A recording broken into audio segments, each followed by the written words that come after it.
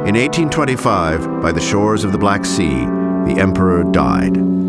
Childless himself, the Tsar had left the throne to his younger brother, Nicholas.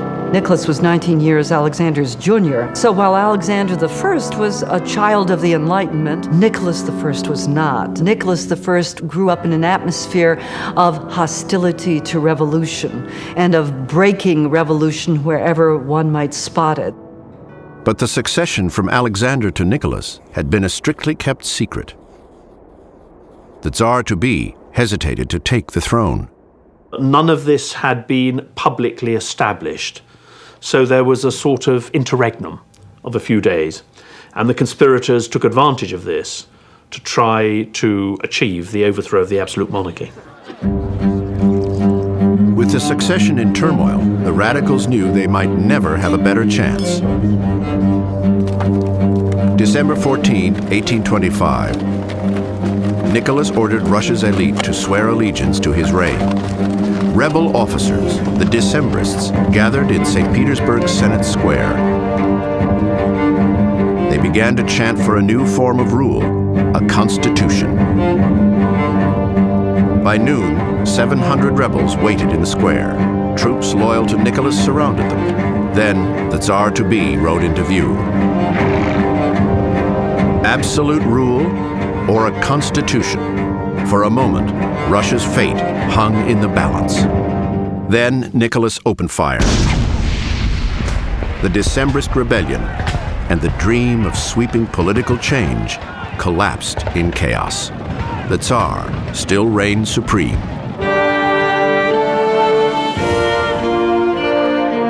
Nicholas I had preserved the Romanov dynasty. The Russian Empire was now acknowledged as the most powerful nation on earth.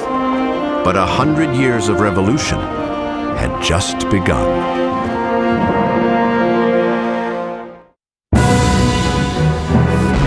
On the very day he took power, December 14, 1825, Tsar Nicholas I turned his guns against revolution.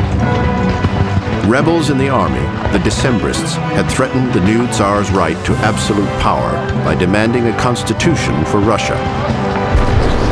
Nicholas treated the insolent rebellion to a taste of Tsarist rule.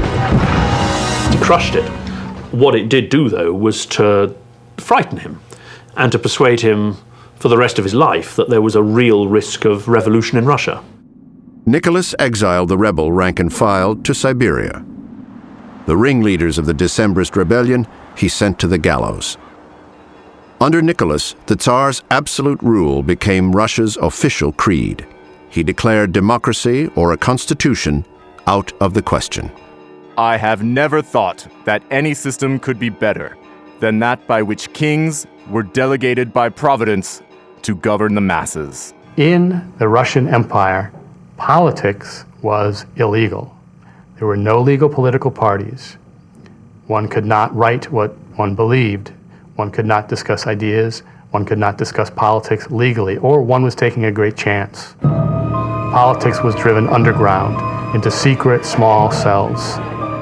Russia's elite still wanted their share of power. Aristocrats, intellectuals, and entrepreneurs all dreamed of changing society. They were humiliated by Russia's backwardness. They didn't have the same political rights that upper-class people had in England or France. Even to discuss rebellion was a crime. The secret police enforced the emperor's will with exile and execution.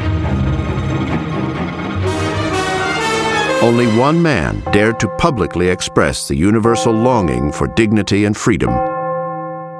Russia's great poet, Alexander Pushkin. The heavy chains will fall. The dungeons crumble at a word, and freedom will greet you at the gate, and brothers will give you back the sword. In a land where self-expression could be a crime, Alexander Pushkin was a national hero. But on January 27, 1837, the rebellious voice of the Russian people had a fatal appointment to keep. The poet had challenged an officer of the Guards to a duel. The guardsman had flirted with Pushkin's wife. Honor and reputation were at stake. And in Tsarist Russia, a man's honor was more precious than life.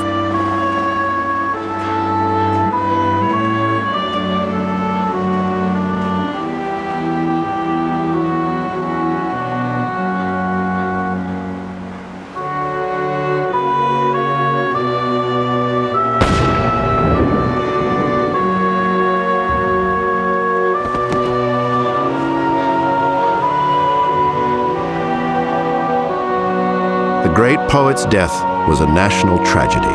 Still, it was only a drop of blood compared to the tragedies to come. While political change was suppressed in Russia, outside the empire, revolutions were already shaking the ancient order. In Western Europe, the Industrial Revolution was booming. Nationalism, socialism, and democracy followed in its wake. In 1848, popular rebellions overthrew aristocratic rule in cities from Paris to Prague. When the tide of rebellion toppled the Austrian emperor on the very doorstep of Russia, Tsar Nicholas struck back. Russian troops marched in to put the Habsburg emperors back on their imperial throne. Royalists regrouped, crushing revolts all across the continent. Tsar Nicholas was proclaimed the gendarme of Europe, the cop who kept Europe safe for monarchy. The idea of a mighty, powerful, overwhelming Tsar to act as a bulwark against anarchy was very much in the centre of Nicholas I's mentality and his conception of his role. The Tsar's faith in Russian power now bordered on arrogance. As his reward for saving the rights of kings, Nicholas turned his eyes on Turkey and the Balkans. The Tsar dreamed of extending Russia's domain over the remnants of the dying Ottoman Empire. In 1853, the Tsar's forces attacked the Turkish Balkans and Black Sea ports. Russia's grab for control of the Ottoman Empire set off alarms in London and Paris. England and France rushed in to prop up the Turks. The Crimean War was on. For Russia, war with the Western powers would be a rude awakening. The Crimean War showed that Russia actually was not as powerful as people had thought, not as powerful as its own rulers had thought. The English and the French fight and move with the technology of the Industrial Revolution. That means the steamship, it means the rifled musket, it means the railway. The Russians fight and move with the technology of the pre-industrial era. Ill-equipped, underfed, outgunned, and outmaneuvered, the Tsarist military machine Nicholas had come to believe was invincible was thrown back. Trapped in trenches, Russian troops waged a losing battle. This was the Russian army that had defeated Napoleon. They had an inflated sense of the strength of their own army. There had been decades of deterioration in the army, which really only became clear during the war itself. They were resting on their laurels militarily. Before the Crimean War, Russia was considered the greatest military power in the world. Now, Russian troops were dying on Russian soil. There's tremendous shock that they were not able to win that war. It's considered to be a terrible disgrace. A terrible disgrace. February 1855, abandoned and attacked by the monarchs who had recently sung his praises, Tsar Nicholas reviewed his troops under a cold, driving rain. The next day, he came down with pneumonia. 1 week later, he was dead. With the empire in crisis, the burdens of the crown fell to Nicholas's son, Alexander II. The new Tsar had learned from his father's defeat in the Crimea. Alexander faced up to reality. He conceded defeat and called home the troops. He had new battles in mind, a war with Russia's past. Tragedy, humiliation, crisis. Defeat in the Crimean War made it clear that Russia had fallen behind. Russia's old ways, her army, her economy, her society, needed to change to catch up. Steam and steel were transforming the world. But in Russia, change was forbidden, unless one man led the way, the Tsar. As he came to power in 1855, Russia's new Tsar, Alexander II, took a clear-eyed look at the job to be done. By then, the Industrial Revolution has begun to affect Western and even Central Europe, and it hasn't really begun to affect Russia. In general, it's perfectly clear to the rulers that the whole system is impossibly backward by the standard of the leading powers of Europe, and therefore fundamental reforms have to occur. In the first years of his reign, Alexander pardoned the Decembrist rebels, abolished corporal punishment, instituted trial by jury, relaxed censorship, chartered new industries, and commissioned a railway to the Black Sea. But his crowning achievement would be to liberate Russia's serfs from centuries of bondage. The emperor became convinced a nation built on slavery could never compete in the industrial age. Liberalism, private enterprise, rule of law, constitutional assemblies, these are the wave of the future. And it was considered by Alexander himself that modernization was incompatible with serfdom. Conservative nobles vehemently opposed emancipation. Without free labor, they warned, their fortunes would evaporate and the Russian economy collapse. But Alexander saw no option to emancipation. He believes that it's a way to save the autocracy. He makes a famous speech to the nobility in which he declares that either we emancipate the serfs from above or they will emancipate themselves from below. In 1861, 2 years before U.S. President Abraham Lincoln freed America's slaves, Tsar Alexander signed the Emancipation Manifesto. We have resolved to execute this task. The serfs will receive in time the full rights of free rural inhabitants. Originally, the emancipation was greeted as a great and heroic act. Alexander II was hailed as the Tsar Liberator, and he wore this title with pride through the rest of his life.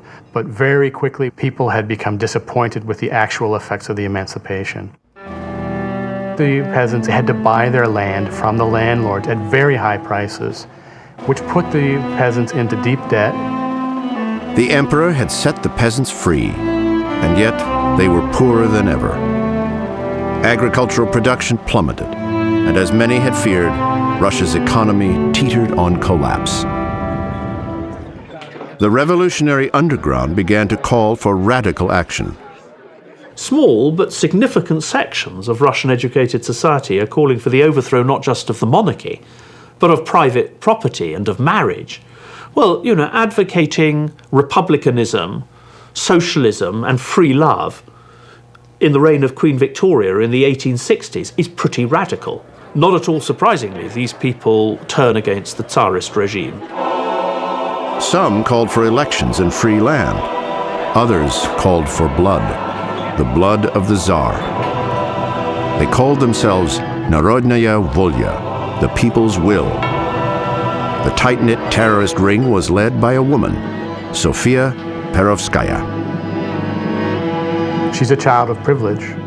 Her father was the governor general of St. Petersburg. This is one of the most powerful positions in the entire empire. Yet she turns into a revolutionary who's dedicated to killing the Tsar. And in fact, this is one of the paradoxes of Russian history, of course. That is that it's the most privileged stratum in society that is producing the revolutionaries dedicated to overthrowing this regime. We believe in the destruction of the most harmful persons in the government to raise belief in the revolution and build a body accustomed to warfare. Purging society with Tsarist blood, Sofia and her comrades believed, was the only way a new, free land would arise. In 1879, Sofia's death squad launched a campaign to assassinate Russia's leading progressive, Tsar Alexander II. November 1879, the Imperial Express approached Moscow. a bomb shattered the Tsar's carriage. Alexander escaped death by traveling ahead on an earlier train. February 1880. As the royal family headed for dinner, the Winter Palace dining room exploded. Dozens of servants and guards were maimed and killed. Despite devoting his reign to reform, the Tsar found himself hunted by assassins. Am I a wild beast that they should hound me to death? Can you imagine someone going into the White House and blowing up, setting off a bomb that kills 13 people? This would have been the psychological effect that this had on the Tsar's family and on really all of society and public opinion. A rumor that Alexander was on the way could clear the streets of bystanders or empty a theater. Yet despite the terror campaign, the emperor still championed reform. He announced plans for a new legislative council. For the first time in Russian history, a Tsar proposed to share his power. Sunday, March 1st, 1881. Tsar Alexander II planned to publish his proposed balance of power with his new legislature on Tuesday morning. In 48 hours, Russia would be on the long road to parliamentary rule. But for the terrorists of the Narodnaya Volya, reform could only start with the death of the Tsar. Sofia Perovskaya and her comrades had staked out the route Alexander took to the palace that Sunday afternoon.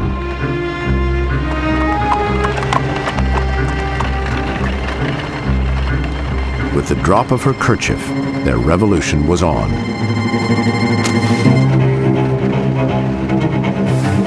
Failure had taught the assassins the Tsar might escape one suicide bomber. Sofia brought 4. And one of the revolutionaries throws a grenade, and it explodes, but the Tsar's carriage is actually bulletproof. It was a gift from Napoleon III of France. It protected the Tsar, but then the Tsar made a fatal mistake. He got out of the carriage to tend to the wounded, and a second revolutionary had a second grenade. Skull shattered, legs blown off, Emperor Alexander Nikolaevich Romanov asked to go home to the Winter Palace, where the Tsar Liberator bled to death. The revolutionaries believe that a new era has begun, that the people have been liberated. They truly believe this. And it doesn't take very long before they find out that, in fact, the opposite has occurred. Tsarist repression returned with a vengeance. The murdered Tsar's son and heir, Emperor Alexander III, rounded up Sofia and her accomplices and had them hanged. On the site of his father's assassination, the new Tsar raised a masterwork of Russian architecture, the Church of the Savior on Spilled Blood. But the crown jewel of his father's reign, the Tsar Liberator's plans to share power with a legislature, he rejected as folly.